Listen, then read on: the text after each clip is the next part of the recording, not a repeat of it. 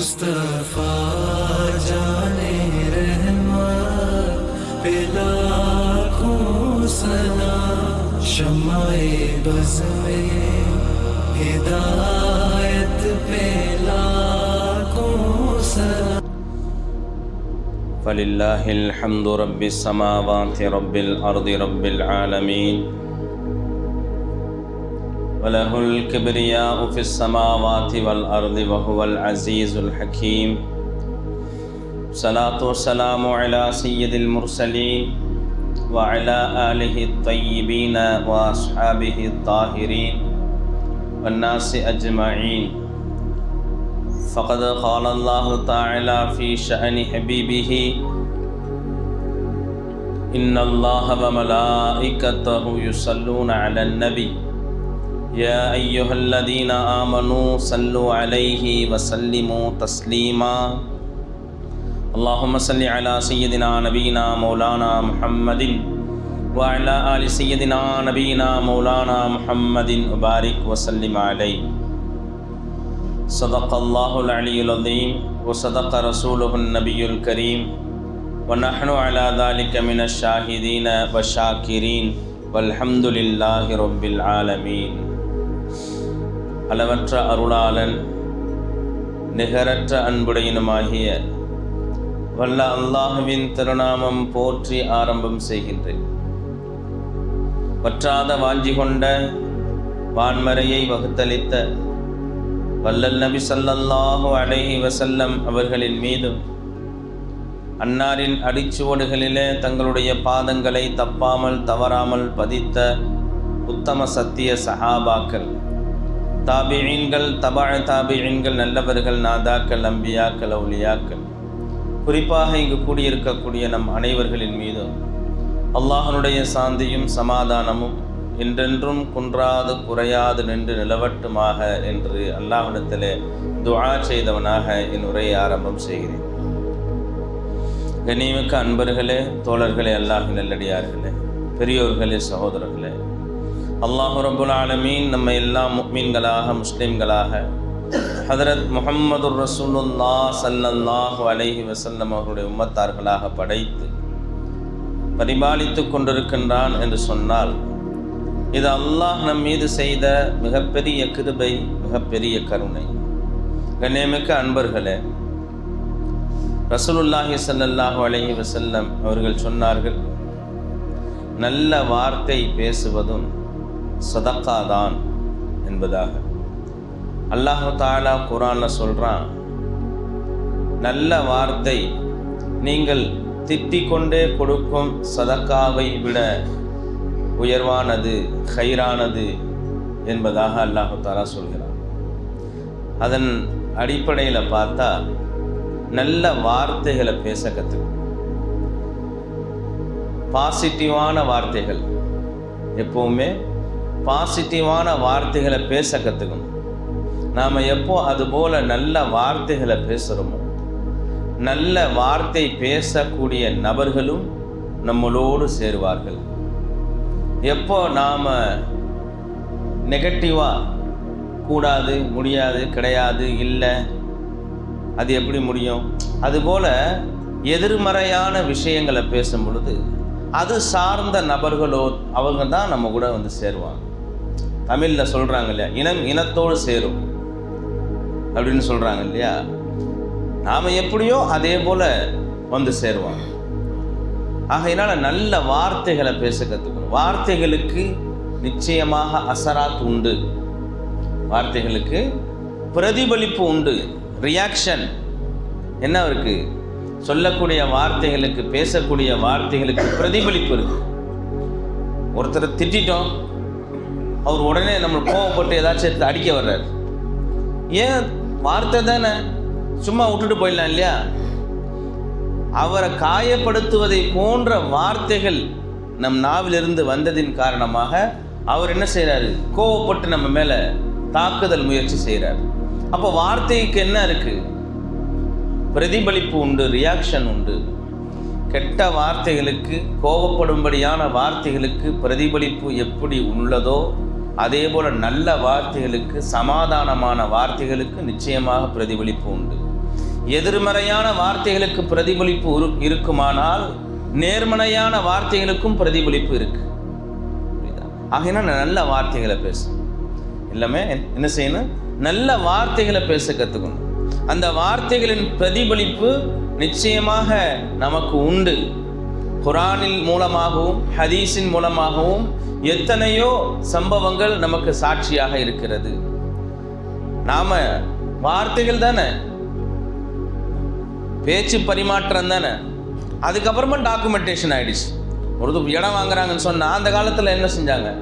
இந்த இடம் பூரா உனக்கு அப்படின்னு என்ன செஞ்சாங்க? சொல்லிட்டாங்க, அவங்க அனுபவிச்சுக்கிட்டாங்க, அவ்வளோதான். பிற்காலத்தில் வேற யாராவது வந்து சொந்தம் கொண்டாடிட போகிறாங்க என்பதுக்காக வேண்டிதான் என்ன செஞ்சாங்க? பத்திரம் போட்டுக்கிட்டாங்க, டாக்குமெண்டேஷன், பட்டா சிட்டா, அது என்னென்னமோ சொல்கிறான். அதையும் என்ன செய்யணும்? அப்போ காப்பி பண்ணிடுறான். அதை என்ன செய்யறான்? டபுள் டாக்குமெண்ட் போட்டுடுறான், என்னென்னமோ பண்ணிடுறான். புரியுதா? அப்போது வார்த்தை தான் என்ன செஞ்சிச்சு? வாக்காக இருந்தது. வார்த்தை தான் வாக்காக இருந்தது. அதிலும் குறிப்பாக மூமீன்கள் நாவிலிருந்து வரக்கூடிய வார்த்தை, அது அல்லாஹ் ரொம்ப ரொம்ப என்ன செய்கிறான்? கவனமாக பார்க்க. மூமீன்களுடைய நாவிலிருந்து வரக்கூடிய வார்த்தைகள், அல் மூமினு வஅத வஃபா. மூமீன்கிறது அவர் வாதா கொடுத்தா நிறைவேற்றுவார். மூமீன்கிறவர் வாதா கொடுத்தா, வாதானா என்ன? வாக்கு. அவர் சொல்லிட்டாருன்னு சொன்னால் அதை செய்து முடித்திடுவார். அவர் தான் மூமீன் என்பதாக ரசூலுல்லாஹி ஸல்லல்லாஹு அலைஹி வஸல்லம் சொன்னாங்க. அப்போ அந்த வார்த்தை கடனாக போயிடும், வாக்கு கடனாக போயிடும், நிச்சயமாக நிறைவேற்றி ஆகும். கடன் வாங்கிட்டா கொடுத்தாகணும் இல்லையா? கடன் வாங்கிட்டா கொடுத்தாகணும். அதுபோல் வாக்கு கொடுத்துட்டா கொடுத்தாகும். அது என்ன செஞ்சு? நிறைவேற்றி ஆகும். அப்போ வாக்கு, வார்த்தை என்பது இஸ்லாத்தில் மிக உயர்வான இடத்தை வகிக்கக்கூடியதாக இருக்கு. நிக்காஹில் என்ன கேட்கப்படுது? நிக்காவில் என்ன சொல்லி தர்றாங்க? மாப்பிள்ளைக்கு சாப்பாடு போடுறது, அவங்க நகை நட்டு வாங்குறது, அது மண்டபம் பிடிக்கிறது, இதெல்லாம் ஒரு பக்கம் இருந்தாலும் அங்கே எதுக்காக வேண்டி சாப்பாடு போட்டாங்க? எதுக்காக வேண்டி மண்டபம் பிடிச்சாங்க? 2 லட்ச ரூபா 5 லட்ச ரூபா கொடுத்து எதுக்காக வேண்டி சொந்தக்காரங்கள்லாம் கூப்பிட்டாங்க? எதுக்காக வேண்டி இவ்வளோ நாட்கள் அதுக்கு செலவு செஞ்சாங்க? காரணம் என்னன்னா, கடைசியில் என்ன செய்வாங்க? மேடையில் உட்காந்து ஒரு வாதா நடக்கும், ஒரு வாதா நடக்கும். அதுக்கு தான் காசு பணம் செலவு பண்ணது, மண்டபம் முடிச்சது, ஊரெல்லாம் கூட்டினது எல்லாம் எதுக்காக வேண்டிங்க? மாப்பிள்ளை கிட்ட சொல்லி கொடுப்பாங்க, நீங்கள் இந்த பெண்ணை திருமணம் முடித்து கொண்டீர்களா? ஆம், நான் திருமணம் முடித்து கொண்டேன். கபில்து நிக்காஹா வ தஸ்வீஜஹா என்பதாக அவர் சொல்லுவார். அவ்வளோதான் நிக்கா. அதுதான் நிக்கா. முடிஞ்சா? இந்த ஒரு வார்த்தைக்காக வேண்டிதான் பல லட்சம் ரூபாய் செலவு. இந்த ஒரு வார்த்தைக்காக வேண்டிதான் பல லட்சம் செலவு செய்கிறாங்க. அந்த வார்த்தையை சொன்ன உடனே எங்கேயோ பிறந்து வளர்ந்த ஒரு அந்நிய பெண் அவருக்கு மனைவியாக மாறிவிடுகிறார். எங்கேயோ யாரோ பெத்து வளர்த்து என்ன செய்கிறாங்க? வச்சிருந்த ஒரு அந்நிய பெண், பார்ப்பதற்கு கூடாது என்று இருந்த பெண், பேசுவதற்கு கூடாது என்று இருந்த பெண், அன்றைய நேரத்திலிருந்து என்னவா மாறி போயிடுறாங்க? சகல உரிமையும் அந்த கணவனுக்கு, அந்த பெண் மீது வந்துடும். சகல உரிமை என்ன செஞ்சிருது? அந்த கணவனுக்கு வந்துடுது. ஒரு வார்த்தை தானே, வாயிலிருந்து வந்த ஒரு வார்த்தை தானே. கபில்து நிக்காஹா வ தஸ்வீஜஹா, அந்த பெண்ணை நான் திருமணம் முடித்துக் கொண்டேன், மனைவியாக ஏற்றுக்கொண்டேன் அப்படின்னு சொன்ன அது ஒரே ஒரு சென்டென்ஸ் தான். அந்த பெண் எங்கேயோ இருந்த பெண், யாரோ பெற்ற பெண், யாரோ வளர்த்த பெண் என்ன செஞ்சு போச்சு? மனைவியாக மாறிட்டாங்க. அந்த பெண்ணும் கணவனாக ஏற்றுக்கொண்டு ஏதாவது மாப்பிள்ளைக்கு ஆயிடுச்சுன்னு சொன்னா, ஏதாவது கணவனுக்கு ஆயிடுச்சுன்னு சொன்னா ஓன்னு என்ன செய்றாங்க? கண்ணில் தண்ணி வச்சு அழுகுறாங்க. காலில் அடிபட்டுச்சு, கையில் அடிபட்டுச்சுன்னு சொன்னா துடிச்சு போறாங்க. வீட்டுக்காரருக்கு அடிபட்டு போச்சு, இன்னும் யாருமே எந்த அக்கறையும் இல்லாமல் இருக்கிறீங்க, தைலத்தை எடுத்துட்டு வாங்க, அதை எடுத்துட்டு வாங்க, மாத்திரை எடுத்துட்டு வாங்க. யாருன்னே தெரியாது நேற்று வரைக்கும், யாருன்னே தெரியாது நேற்று வரைக்கும். ஒரு வார்த்தை தான் கவலை என்ன செஞ்சிருச்சு? உடனே அந்த மனைவிக்கு வந்துருச்சு. கணவனுக்கு ஏதாச்சும் ஒன்று ஆயிடுச்சுன்னு சொன்னா கவலை கல்புல வந்து பூந்து, கவலை கல்புல. அப்ப அசராத் ரியாக்ஷன் உண்டு வார்த்தைக்கு, அந்த வார்த்தைக்கு ரியாக்ஷன் உண்டு. என்னை மனைவியாக ஏற்றுக்கொண்டார் அவர் என்று சொன்னவனே இந்த அம்மா மனைவியா போயிடுச்சு. இந்த அம்மா மனைவியா போயிடுச்சு. கணவன் மேல இந்த அம்மாவுக்கு எல்லா உரிமையும், மனைவி மேல அவருக்கு எல்லா உரிமையும் இருப்பது சாத்தியமான ஒன்று தானே, நியாயமான ஒன்று தானே. அப்போ அந்த வார்த்தைக்கு மதிப்பு இருக்கா இல்லையா? அந்த வார்த்தைக்கு மதிப்பு இருக்கு. ஆகையினால நாம பேசக்கூடிய வார்த்தைகளை பாசிட்டிவான வார்த்தைகளாக கன்வெர்ட் பண்ணி பேசணும். எப்பவுமே என்ன செய்யணும்? நீ மட்டும் வராத அப்படின்னு சொல்றதுக்கும் எல்லாரும் வாங்க அப்படின்னு சொல்றதுக்கும் வித்தியாசம் இருக்கு. அவர் மட்டும் வராதுன்னு சொன்னா நெகட்டிவான வார்த்தை, அவர் தவிர எல்லாரும் வாங்கன்னு சொன்னா பாசிட்டிவான வார்த்தை. ஆனா அர்த்தம் ரெண்டும் ஒண்ணு தானே, அர்த்தம் ரெண்டும் ஒண்ணுதான். அவர் மட்டும் வேணான்னு சொன்னா நெகட்டிவ் சென்டென்ஸ், அவரை தவிர எல்லாரும் வாங்கன்னு சொன்னா பாசிட்டிவ் சென்டென்ஸ். பாசிட்டிவ் சென்டென்ஸ்க்கு எப்பவுமே பாசிட்டிவான எனர்ஜி தான். எப்பவுமே நடக்கும்னு பேசுங்க, எப்பவுமே கிடைக்கும்னு பேசுங்க.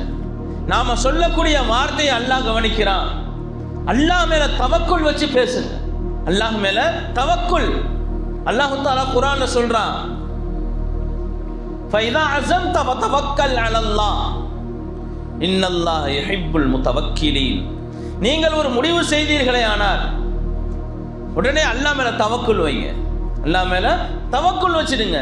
யாரு பாரம் சாட்டுகிறார்களோ, தவக்குல் வைக்கிறார்களோ, அல்லாஹ் அவர்களை விரும்புகிறான் என்பதாக அல்லாஹ் குர்ஆன்ல சொல்றான். புரியுதா? அப்போ அல்லாஹ் மேல ஒரு தவக்குல் வச்சுக்குங்க. நல்ல வார்த்தையை பேசுங்க, நல்லது கிடைக்கும். நல்ல வார்த்தையை பேசுங்க, நல்லது நடக்கும். நல்ல வார்த்தையை பேசுங்க, நல்லது நடக்கும். புரியுதா? தேவையில்லாத வார்த்தையை பேசக்கூடாது, எதிர்மறையான வார்த்தையை பேசக்கூடாது. எதிர்மறையான விஷயங்கள் தான் நடக்கும், எதிர்மறையான விஷயங்கள் தான் நடக்கும். நேர்மறையான விஷயங்களை பேசும். நேர்மறையான விஷயங்கள் என்ன செய்யணும்? பேச கற்றுக்கணும். எல்லாமே கிடைக்குங்க. எல்லாம் கொடுக்காம வேற நம்மளுக்கு கொடுக்காம வேற யாருக்கு கொடுக்க போறான்? நம்மளுக்கு கொடுக்காம வேற யாருக்கு கொடுக்க போறான்?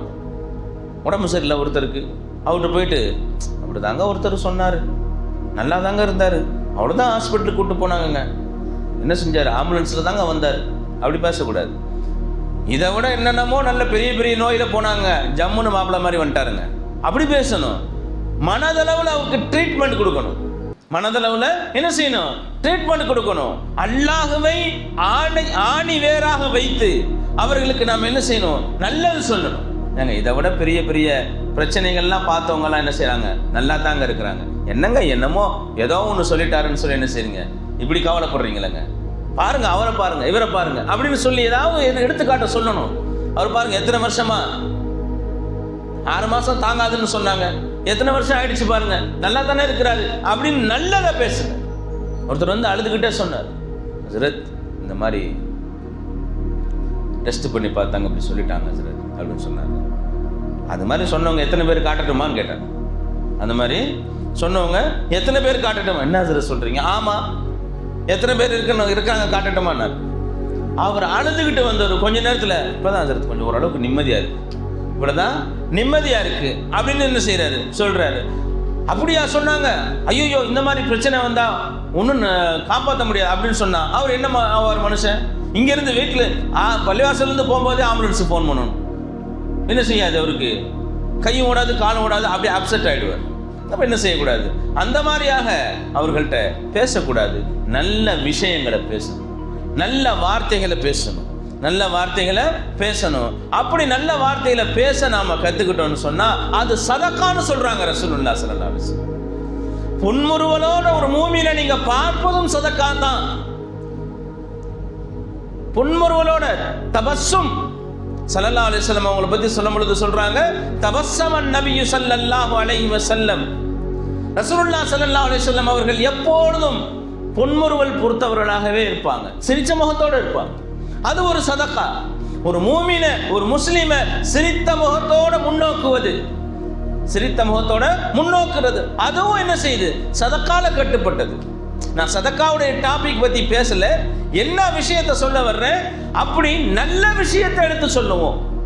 பேசக்கூடிய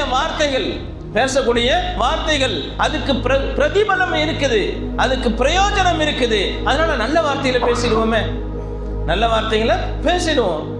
நடக்கும்போது என்னமோ நடந்துக்கிட்டோம். அல்லாஹ் என்ன வச்சிருக்கிறானோ, அவங்களுடைய கல்லாக்கத்தில் என்ன வச்சிருக்கானோ அது நிச்சயமாக யாராலையும் தடுத்து நிறுத்த முடியாது.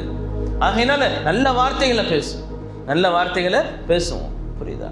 நம்ம வார்த்தைகள் பேச பொழுது அதன் போலயே நடக்கும். சில வீட்டில் பெண்கள் பிள்ளைகளை ஏடாவிடமாக திட்டிடுறாங்க. சில நேரத்தில் கோவம் வந்து என்ன செஞ்சிடுறாங்க, தேவையில்லாத வார்த்தைகளை சொல்லிடுறாங்க. அப்படி செய்யக்கூடாது. பிள்ளை கஷ்டப்பட்டா யாருக்கு கஷ்டம்? குழந்தைகள் வேதனைப்பட்டா கஷ்டப்பட்டா பெற்றோருக்கு தானே சிரமம், பேரண்ட்ஸ் தானே சிரமம். கோபத்தில் சொல்லக்கூடிய வார்த்தை தான் அதுக்கும் பிரதிபலன் இருக்கு.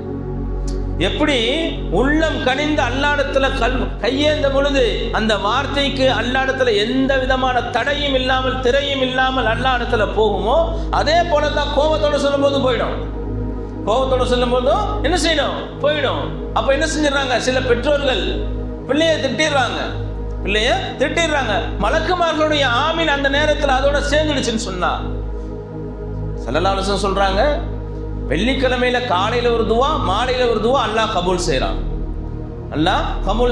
அதனால அல்லா இடத்துல துவா கேட்ட வண்ணமா இருங்க. வெள்ளிக்கிழமை அதிகமாக என்ன செஞ்சுக்கீங்க, பயன்படுத்தி கொள்ளுங்க துவா செய்யறதுனால.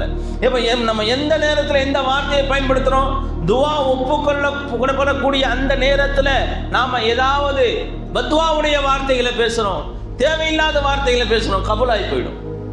என்ன செய்யறோம், சொல்றோம், கபூலாகி போயிடும். கபூலாயிடுச்சுன்னு சொன்னா யாருக்கு கவலையும் கஷ்டமும் மிஞ்சும்? நமக்கு தான் வரும். அந்த கஷ்டம் அந்த கவலை நம்ம தானே சார்ந்துரும். நம்ம பிள்ளைங்க கஷ்டப்பட்டா பேதியில போவே, என்ன சொல்றாங்க, கழிச்சல்ல போவே அப்படின்னு சொல்லிடுறாங்க. அப்படின்னா என்ன, பேதி வந்தா அவ்வளவுதான், வீட்டுக்கு வரக்கூடாது, அதோட போக வேண்டியதுதான் அப்படின்றது அர்த்தம். புரிஞ்சா? அதோட அவன் வீட்டுக்கு தான் வரக்கூடாது, ஒரு கழிச்சல்ல போவேன் சில வீட்டுல. அப்படின்னா என்னவா, ஒரு வாட்டி அவன் அது போறது தான், அதோட அவன் என்ன செய்யக்கூடாது, ரெக்கவர் ஆகக்கூடாது. இப்படிலாம் பேசுனா நடந்து போச்சுன்னா யாருக்கு கஷ்டம்? ஆகினால் அந்த மாதிரியான வார்த்தைகள் பேசக்கூடாது. நம்ம பேசக்கூடிய வார்த்தைகளுக்கு அல்லாஹ் மதிப்பு கொடுக்குறான். இந்த பெண்ணை நான் மனைவியாக ஏற்றுக்கொண்டேன், அல்லாஹ் கபூல் செஞ்சுட்டான். இந்த பெண் என்னுடைய மனைவி இல்லை, அதையும் அல்லாஹ் கபூல் செய்யறான். தலாக்கு சொல்றாரு, அவ்வளவுதான்.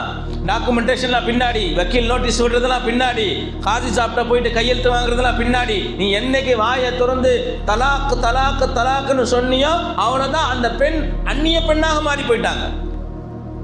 அந்த பெண் என்ன செஞ்சாங்க, அந்நிய பெண். உனக்கு அந்த பெண்ணுக்கு எந்த சம்பந்தமும் இல்லை. கொண்டு முத்தலாக்கு சட்டம் கொண்டு வந்தாங்க பார்த்தீங்களா? இஷ்டத்துக்கு ஒரு பாட்டுக்கு கூகுள் மீட்ல தலாக் சொல்றது, வாட்ஸ்அப் காலிங்ல தலாக் சொல்றது. எப்படி தலாக் சொன்னாலும் தலாக்கு தான். கோபத்துல அங்க இருந்து தலாக் சொல்லிடுறாரு, துபாயில இருந்து சவுதியில இருந்து, அதோட வந்து சேர்ந்துக்கிறாரு. அந்த மாதிரியான சேருதல் கூடுமா? அதுக்கு பேரு ஜினா, விபச்சாரம் செய்யற கூடாது. அந்த மனைவி உனக்கு கூடுமான பெண் இல்லை, ஆகுமான பெண் இல்லை. அதுவும் மனைவியே இல்லை, முதல்ல உன்னுடைய மனைவியே இல்லை. நீ எப்போ கோபத்துல சொன்னாலும் சரி, சிரிச்சுக்கிட்டு சொன்னாலும் சரி, அவசரப்பட்டு சொன்னாலும் சரி, அமைதியாக சொன்னாலும் சரி, சொன்ன வார்த்தை வெளிவந்துடுச்சுன்னு சொன்னா அவ்வளவுதான். சொன்ன வார்த்தை வெளிவந்துடுச்சுன்னு சொன்னா அவ்வளவுதான். அந்த பெண்ணு யாரோ உன் வார்த்தையை அல்லாஹ் மதிக்கிறான். அல்லாஹ்வுடைய சட்டங்களை நீ மதிக்கல. நீ கல்யாணம் பண்ணிக்கிற, நான் பொண்டாட்டியா ஏத்துக்கிறேன்னு சொன்னவனே அவன் மதிக்கிறான். சரிப்பா கல்யாணம் பண்ணிட்டு, ஆஹா என் மனைவி கிடையாது, அவன் வீட்டுக்கு போகட்டும், வாப்பா வீட்டுக்கு போகட்டும் அப்படின்னு தலாக் சொல்லி அனுப்பிச்சிட்டேன், அதையும் மதிக்கிறான். சரி அவங்க மனைவி இல்லை, அதோட விட்டுடு. அதுக்கப்புறம் ஏன் போய் சேர்ற? தலாக்குக்கு அல்லாஹு தஆலா எவ்வளோ பெரிய தண்டனை கொடுக்குறான் தெரியுமா? தலாக்குக்கு அல்லாஹு தஆலா எவ்வளோ பெரிய தண்டனை கொடுக்குறான். சும்மாலாம் ஒன்று சேர்ந்துட முடியாது. அவசரப்பட்டு கொடுத்துட்டாரு. 3 பிள்ளைங்க இருக்கு. ஆஹா நான் என்ன செய்வேன்? அதுக்கு தான் படிப்படியாக கொடுக்க சொல்கிறாங்க, கோபம் தணிகிறதுக்கு. முதல் ஃபஸ்ட்டு ஒரு தலாக் சொல்லுங்க.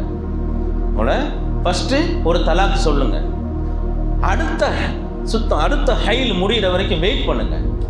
வெயிட் பண்ணால் அந்த கோபம் குறைஞ்சிடும்.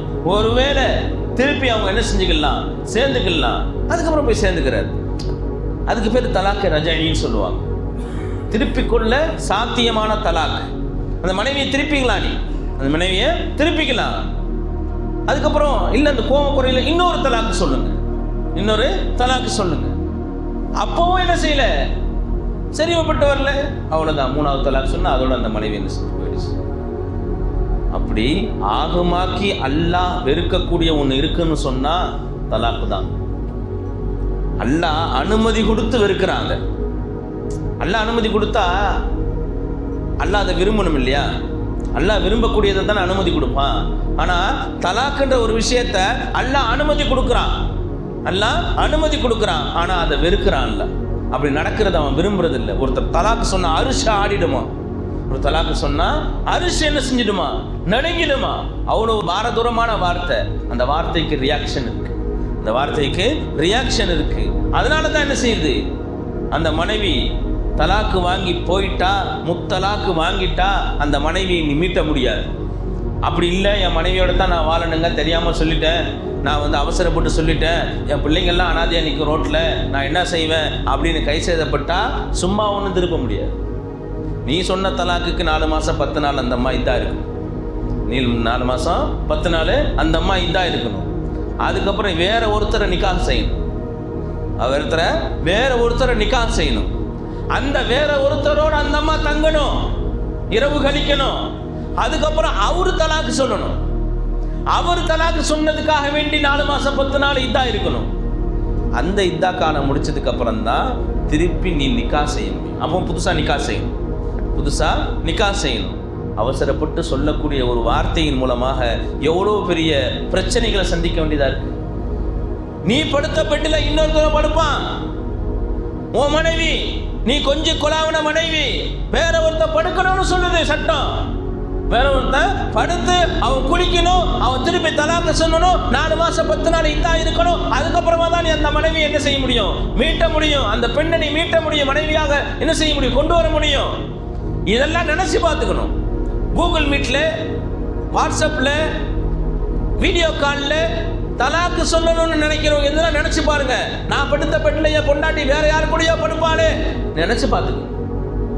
அப்படி படுத்து குளிச்சு அதுக்கப்புறமா தான் என்ன செய்யணும். சில பேர் அதை தஹ்லீல் பண்றாங்க, ஹலால் ஆக்குறாங்க. வயசான ஒருத்தர் நாளைக்கு போற மாதிரி இருக்காரு, கம்புடுக்குன்னு ஆடிட்டு வர்றாரு, அவரை பிடிச்சி கல்யாணம் பண்ணி வைக்கிறது. அவரை பிடிச்சி கல்யாணம் பண்ணி ஒன்றும் நடக்காது இல்லையா? அதனால என்ன செய்யறாரு, கல்யாணம் பண்ணி வச்சு சும்மானா இருக்க வச்சு அடுத்த நாள் தலாக் சொல்ல வைக்கிறது. அது கூடுமா? அது தஹ்லீல். அல்லாவை ஏமாத்தலான்னு பாக்குறீங்க, அல்லாவை ஏமாத்தலான்னு என்ன செய்யறீங்க, பாக்குறாங்க. முடியாது. புரிஞ்சா? அல்லாஹ் லேசாக்கி கொடுக்கணும். வார்த்தைகளுக்கு என்ன செய்யுது, வார்த்தைகளுக்கு பிரதிபலன் இருக்குது. நல்ல வார்த்தைகளை பேசுங்க, நல்லது நடக்குன்னு பேசுங்க. நல்லது நிச்சயமா நடக்கும், நல்லது நிச்சயமா நடக்கும். யாக்கூப் அலைஹிஸ்ஸலாத்து வஸ்ஸலாம் சொன்னாங்க, தன்னுடைய பிள்ளைகள் கேட்டாங்க, பாப்பா யூசுப் அலைஹிஸ்ஸலாம் எங்களோட அனுப்பி வைங்க விளையாடுறதுக்கு, எங்களோட அனுப்பி வைங்க விளையாடுறதுக்கு. அப்போ யாக்கூப் அலைஹிஸ்ஸலாம் சொன்னாங்க, வானாப்பா, நீங்கள் பராக்கில் இருக்கும்போது ஓனாய் கடிச்சிடும், ஓனாய் கடிச்சிடும் அப்படின்னு என்ன செய்கிறாங்க, சொல்கிறாங்க. அதை எடுத்துக்கிட்டாங்க அவங்க. யாரு? அந்த பிள்ளைங்க அதை எடுத்துக்கிட்டாங்க. ஓஹோ, ஓனாயின்னு ஒன்று இருக்குது போல் தெரியுது, அது மனுஷங்களை கடிச்சு தூக்கிட்டு போயிடும் போல தெரியுது, அதே சொல்லிடுவோம் வாப்பாட்ட. அதுக்கிட்டே வர்றாங்க. வஜா ஓ பிஷா அப்படின்னு சொல்லிட்டு அல்லாஹ் ஒரு ஆயத்தை சொல்கிறான். அப்படியே அழுத வண்ணமாகவே வர்றாங்க. என்னப்பா எல்லாம் அழுதுகிட்டே வர்றாங்க. என்ன செய்கிறாங்க, ஜுபாவை காட்டுறாங்க, ரத்தம் படிந்த ஜுபாவை காட்டுறாங்க. என்னன்னு கேட்க போகும்போது, இந்த மாதிரி நாங்கள் பராக்கில் இருக்க போகும்போது யூசுப் அலைஹிஸ்ஸலாம் அவங்களை ஓனாய் கடிச்சு தூக்கிட்டு போயிடுச்சு. அப்போ யாக்கூப் அலைஹிஸ்ஸலாம் அழுகுறாங்க. யாக்கூப் அலைஹிஸ்ஸலாம் அழுகுறாங்க. இவங்க சொன்ன வார்த்தையை தான் அவங்க திருப்பி சொல்கிறாங்க பாருங்க. இவங்க எந்த வார்த்தையை சொன்னாங்களோ அதே வார்த்தையை சொல்லி கொடுக்குறாங்க. இப்போ இதையே அவங்க என்ன செஞ்சாங்க, காரணமாக காட்டிட்டாங்க இல்லையா? அதுக்கப்புறம் ஓனாயை கூப்பிட்டு கேட்டாங்க, இங்கே வா, என்ன என்னுடைய பிள்ளை யூசுஃபை இந்த மாதிரி நீ தூக்கிட்டு போயிட்டாமே. யா நபி அல்லா, நபிமார்களுடைய இறைச்சி எங்களுக்கு ஹராம் சொல்லிடுச்சு அந்த ஓனாய். நபிமார்களுடைய இறைச்சி எங்களுக்கு ஹராம், நான் தொடவே இல்லை. அப்போ அவங்க நினச்சிக்கிட்டா, அல்லாவே குர்ஆன்ல சொல்கிறான், பிதமின் கதிப், பொய்யான ரத்தத்தில் வந்தாங்க.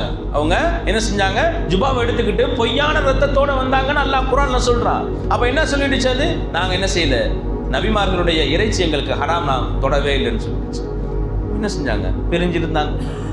என்ன செஞ்சாங்க, யூசுப் அலைஹிஸ்ஸலாம் அவங்க பிரிஞ்சு இருந்தாங்க. அப்படியே பிரிஞ்சு 33 வருஷம் என்ன செஞ்சுட்டாங்க, பிரிஞ்சு தான் இருந்தாங்க. புரியுதா? அப்ப எதுக்கு சொல்ல வர்றேன், நல்ல வார்த்தைகளை பேசணும். அந்த இடத்துல யூசுப் அலைஹிஸ்ஸலாத்து வஸ்ஸலாம் அவங்க பிரியறதுக்கு காரணமா இருந்தது என்ன, சொல்லி கொடுத்தாங்க. இவங்க யாக்கூப் அலைஹிஸ்ஸலாம் அவங்க சொல்லி, அவங்க நல்ல வார்த்தை பேசலன்னு சொல்லல, நவுது பில்லாஹ், அல்லாஹ் ஈமான பிடிங்கிடுவா.